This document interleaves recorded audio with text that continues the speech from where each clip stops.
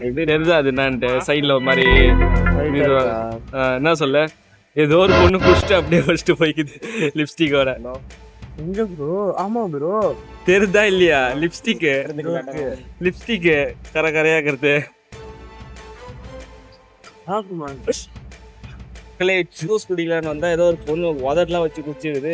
நிறைய லிப்ஸ்டிக் போட்டுங்க. கேர்ள்ஸ் யாரும் லிப்ஸ்டிக் போட்டு வராதீங்க. அப்புறம் நான் ஜூஸ் குடிக்க முடியல பாருங்க.